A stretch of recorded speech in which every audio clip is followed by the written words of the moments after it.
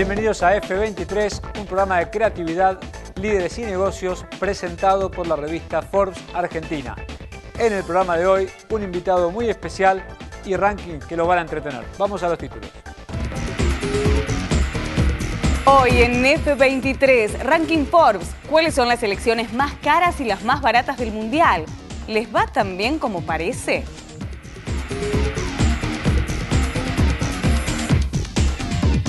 Además, reportaje exclusivo, Eduardo Constantini, fundador del Malva, creador de Nordelta y uno de los empresarios más exitosos de la Argentina.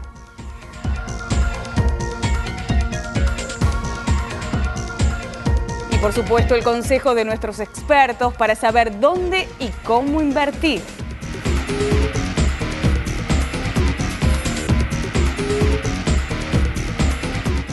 Ya estamos en pleno mundial. Antes de que empezara, Brasil era el favorito, pagaba 4-1, Argentina y Alemania le seguían, pagaban 6-1 en las principales casas de apuestas. ¿Quieren saber cuáles son las selecciones más caras de este mundial? Veamos el ranking que hizo la revista Forbes Argentina.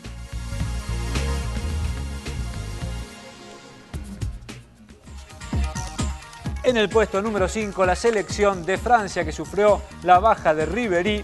Aún así, llega a 400 millones de euros y eso que entró realmente por la ventana a este mundial, pero entre sus figuras Pogba, Benzema, Griezmann y Varane alcanza una nada despreciable cifra de 400 millones de euros. Vamos al puesto número 4. Ahí llega la selección argentina. Tiene el jugador más caro del Mundial, que es Lionel Messi, con 120 millones. Agüero, 45. Vemos Higuaín, 38. Di María, 30. Este ranking está hecho en base a las cotizaciones del mercado. Por supuesto que yo creo que si hoy Sergio Agüero tendría que venderse, su cotización sería un poquito más alta. Pero vamos al puesto número 3. Es nada más y nada menos que la poderosa selección alemana. Cuesta está valuada en 518 millones de euros.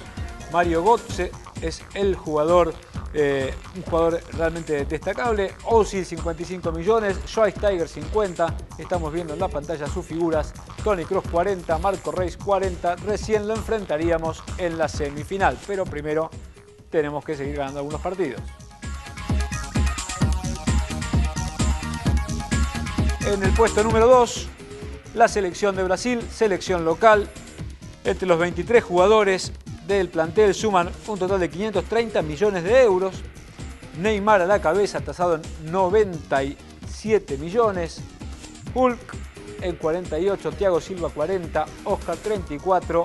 El máximo favorito a ganar el Mundial, que aún siendo el máximo favorito, su estadística matemática no supera el 20%. Vamos al puesto número 1. ¿Cuál es la selección más cara?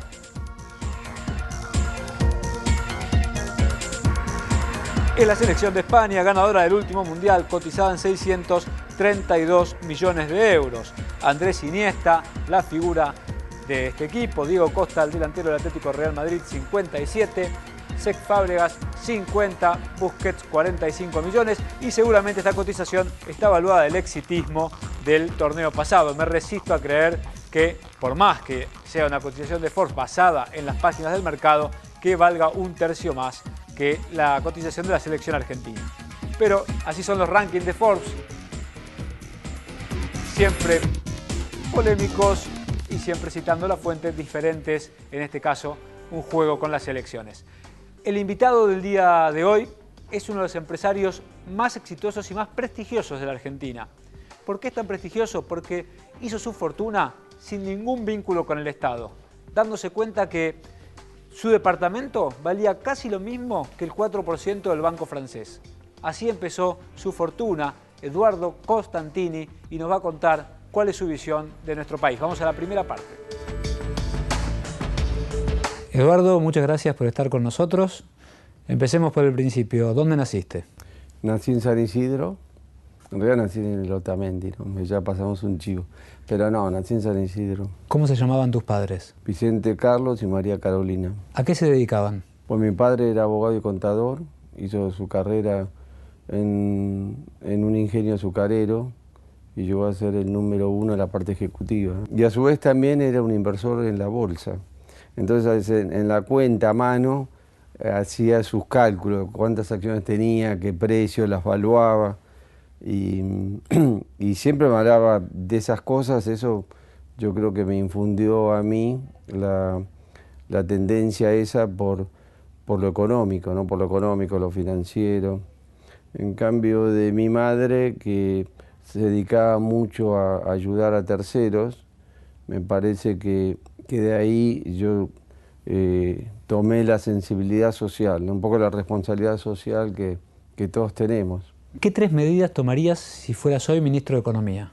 Bueno, yo creo que ahora el gobierno ha empezado a tomar medidas, creo que en la dirección correcta, y me parece que el mercado, que la gente está atendiendo esas medidas, y ahí hay un poco más de calma. Yo creo que habría que explicitar más la política fiscal, la política monetaria y cambiaria, para dar un mayor horizonte hacia el futuro, ¿no? Porque se han tomado medidas que han tenido y tienen un costo político, un costo también social, porque lamentablemente hay que volver al orden, entre comillas, ¿no? Pero que este esfuerzo hay que terminar de hacerlo para obtener todos los buenos frutos del cambio de expectativas. Hoy el dólar está más tranquilo, está bajando, ¿no es cierto? Que hace 2 o 3 meses eso era impensable. Entonces me parece que están subiendo el valor de las acciones, es decir, los argentinos e inversores extranjeros están viendo en la Argentina una oportunidad. Pero no puede pasar lo mismo que en los 80, cuando te diste cuenta que tu departamento valía $1 millón, el banco francés, todo el banco francés valía 10 y entonces compraste una parte. No como en ese momento, no. Porque en ese momento banco francés en el año 85 valía $10 millones, pero era totalmente desproporcionada esa relación, ¿no? Después el banco francés llegó a $40 millones, pero después vino una crisis argentina y lo llevó a $10 millones nuevamente. Y después cuando yo incrementé mi porcentaje, el banco valía $150 millones. Y yo pensaba que el banco a 4 o 5 años podía valer 500, pero al año siguiente valía 1500.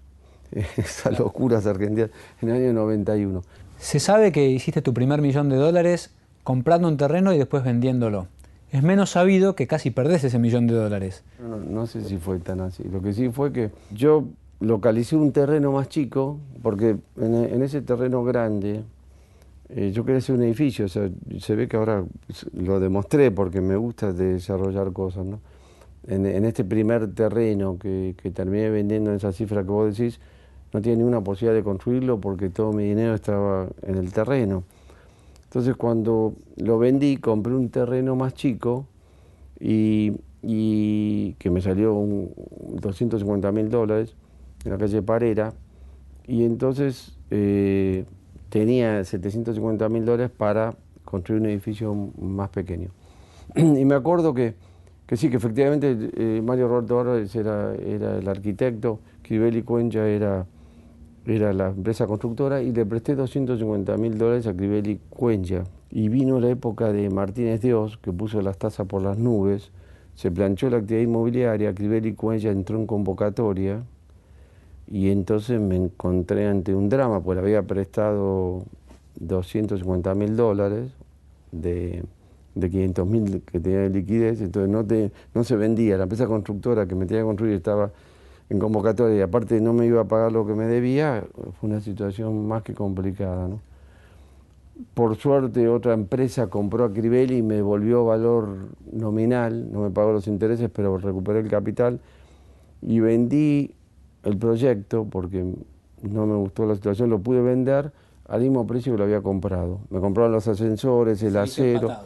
Salí empatado. ¿Cuántos de los compradores eligen el nuevo Nordelta como una inversión? Aproximadamente un 50%, viendo la experiencia de Nordelta como una alcancía, como una caja de ahorro, apostaron al desarrollo de Puerto del Lago y nosotros ya hemos lanzado 6 barrios desde un comienzo, ¿no? Hemos hecho una inversión, además del valor de la tierra, de más de 130 millones de dólares y creo que eso, a medida que va pasando el tiempo, se va a ir viendo la mejora relativa, el crecimiento de la ciudad, y eso inexorablemente lleva a una mayor valuación de la tierra. ¿A partir de cuánto se puede comprar un terreno? En Puerto del Lago, más o menos a partir de los $80.000, 70, $80.000. Y en cuotas, ¿no? O sea, nosotros pusimos el dólar Banco Nación, el de 8 pesos, y el índice de la Cámara Argentina de la Construcción. ¿Te acordás cuando valía un terreno en Nordelta cuando empezó? Sí, cuando empezó Nordelta, el primer barrio, nosotros vendimos un promedio de $60. Ese terreno hoy está más o menos entre 250 y $300. La mayoría son casas en ese barrio, ¿no? Que es la Alameda, sí.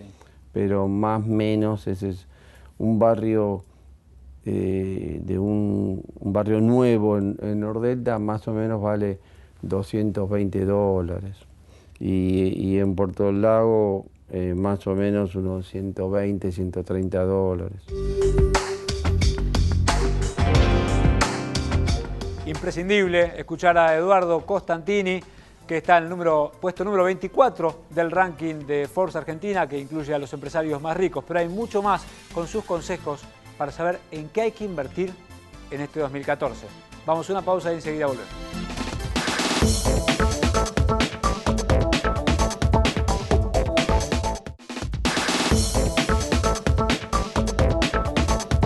Seguimos en F23, un programa de negocios presentado por la revista Forbes Argentina.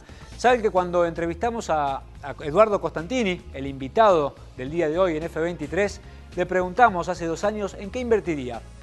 Sus pronósticos dieron un 60% de rendimiento. Con ese resultado lo volvimos a entrevistar al año siguiente y nos volvió a dar otros consejos. Quienes siguieron, los lectores que siguieron sus pasos, ganaron entre 90 y 120% en dólares. ¿Te gustaría saber en qué tenés que invertir este año? Vamos a la segunda parte con Eduardo Costantini. Y la gran pregunta que están esperando todos, ¿cuáles son tus recomendaciones para invertir en la Argentina en el 2014? Yo creo que la deuda argentina, los títulos públicos, están exageradamente baratos, si bien han tenido una suba en los últimos meses. Creo que sus rendimientos tienen que seguir bajando. Digamos, el rendimiento es lo que le da al inversor en el momento de la compra. Todavía siguen siendo muy altos porque los bonos son bajos. El precio del bono es bajo, entonces el rendimiento a finish sigue siendo elevado en relación a otros países como Brasil, Perú, Uruguay, etcétera, etcétera. Pero Argentina sigue estando demasiado barata. Y la bolsa es lo mismo. O sea, por ejemplo, hoy un banco grande argentino vale entre 1.500 y 2.000 millones de dólares y un banco grande chileno vale 10.000, peruano también 10.000. Por supuesto ellos tienen un porcentaje de mercado un poco mayor o la economía está más monetizada, entonces los bancos allá ganan aún más cantidad de dinero.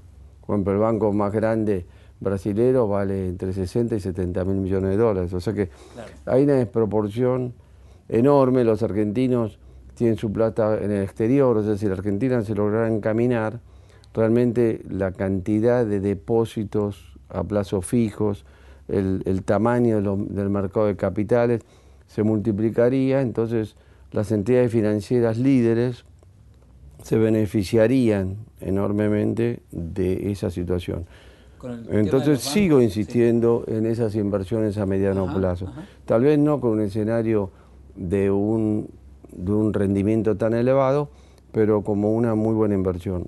Y otra cosa, me pasa un poco el chivo, es que la propiedad inmobiliaria está relativamente baja. Ha sufrido todas estas malas expectativas y el temor que han tenido los ahorristas en el último año, que ahora está mejorando. Entonces me parece que en términos de dólares va a venir una mejora relativa de los activos inmobiliarios. Pero hay mucha gente, como dijimos, que tiene los ahorros en el exterior, que tiene una posición defensiva y hay mucha liquidez, y esa gente se va a dar cuenta que el dólar, el dólar, lo que se llama el contado con liquidez, ya tiene un valor relativamente de equilibrio. Miami sigue siendo una oportunidad de negocios para los argentinos que tienen mucha plata y quieren diversificar sus inversiones en el exterior. Yo te diría que hay ciudades, hay pocas ciudades en el mundo que están teniendo una transformación y que están siendo elegidas por lo que yo llamo el ciudadano del mundo. O sea, el ciudadano del mundo es un conjunto de habitantes privilegiados que tiene un circuito de viajes a las grandes metrópolis. Entonces, en Occidente hay una calificación de esas grandes ciudades que son las más preferidas por todos estos ciudadanos, y en este momento la primera es Londres, muy cerca está Nueva York, en el quinto lugar está Ginebra y en el séptimo lugar está Miami. Lo digo así en forma alternada porque las otras ciudades son asiáticas, ¿no? Porque por ejemplo está Hong Kong, está Kuwait, está Beijing, y las proyecciones dan que para el año 2023 la primera va a ser Estados Unidos, la segunda va a ser Londres, o sea que van a cambiar esas dos posiciones, y Miami va a pasar a Ginebra. Entonces Miami va a ser la tercera ciudad de mayor destino de ese ciudadano privilegiado con un elevadísimo poder adquisitivo. ¿Y cómo aprendiste a medir el riesgo? Siempre hay que tratar de tener una situación patrimonial holgada para poder sobrepasar los imprevistos. Nosotros en el caso de Nordelta hemos pasado varias crisis y las crisis siempre van a haber y siempre van a ocurrir en tiempos no pensados. Entonces cuando tenés una estrategia como empresario, un valor estratégico es tener solvencia patrimonial. No mezclar la plata de terceros y la tuya, no equivocarte con qué es el patrimonio propio y lo de terceros, cuál es el nivel de riesgo de la actividad que tomás. Yo creo que la contabilidad y la finanza, la economía, son los instrumentos, es la condición necesaria para poder actuar profesionalmente, ¿no? Después viene la intuición, una serie de cosas, pero hay ciertas reglas que no dejarse llevar por la codicia o la ambición en exceso. Yo cuando era joven tuve muchos amigos que eran excesivamente ambiciosos y eso los llevó a la quiebra, porque tomaron riesgos inusitados, ¿no? En 2013, cuando te preguntamos por los cupones PBI, nos dijiste, si les gusta el riesgo, pónganse el casco. Es casi como invertir en deportes extremos. ¿Qué le recomendarías hoy a esos tenedores de cupones después de que se confirmó, o todo hace suponer que no se va a efectuar el pago? Bueno, ahora han tenido una baja significativa, ¿no?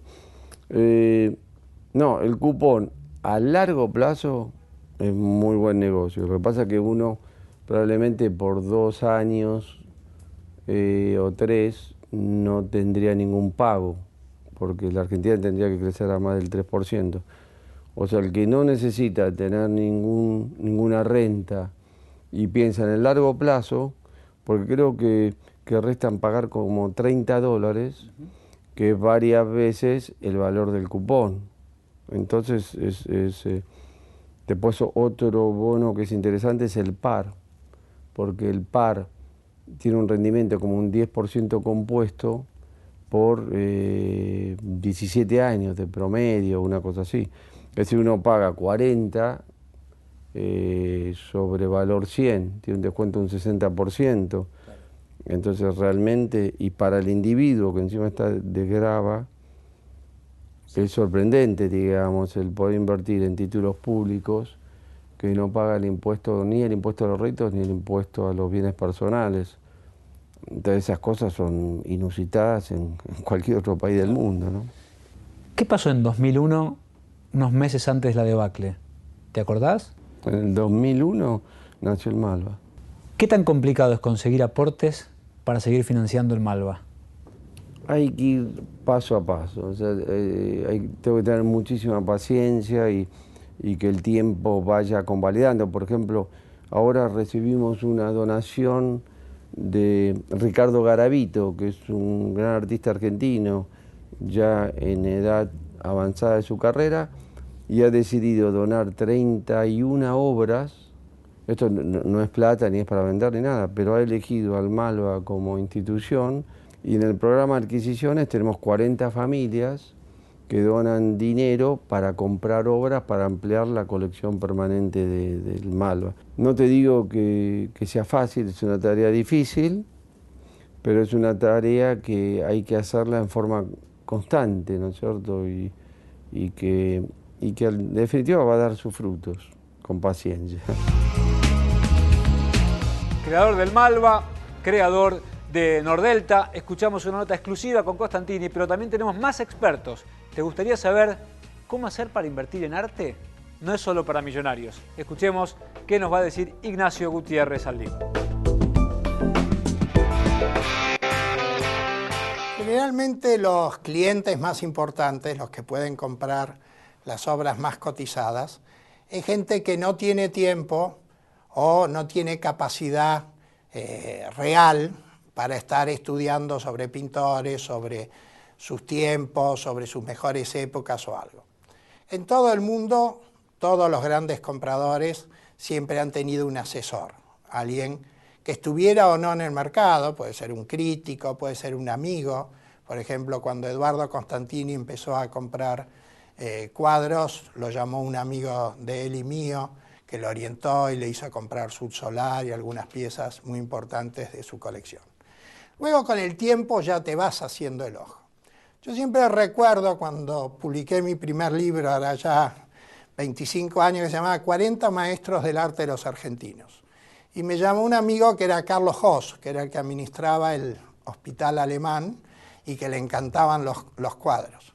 Me invitó a comer, me llevó a su casa, un dúplex precioso en Belgrano, y con el libro en la mano y su familia y sus hijas, me decía: Nacho, tengo 34 de los 40, ahora tenemos que comprar los 6 que faltan. Bueno, ese es un criterio.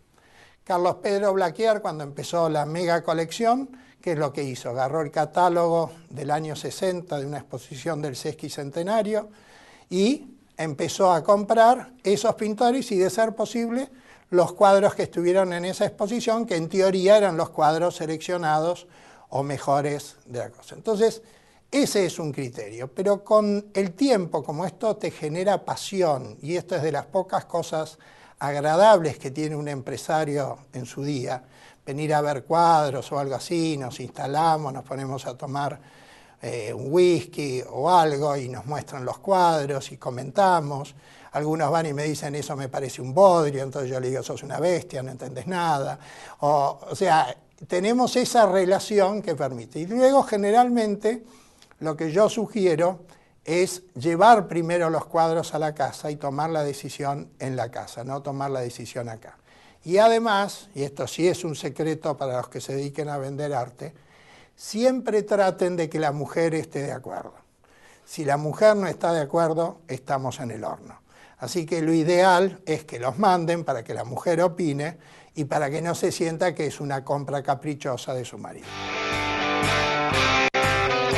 Nuestros expertos, como ustedes ven, contemplan todas las aristas de los negocios. Esto fue todo por hoy. Muchas gracias por estar en F23. Nos vemos la semana que viene.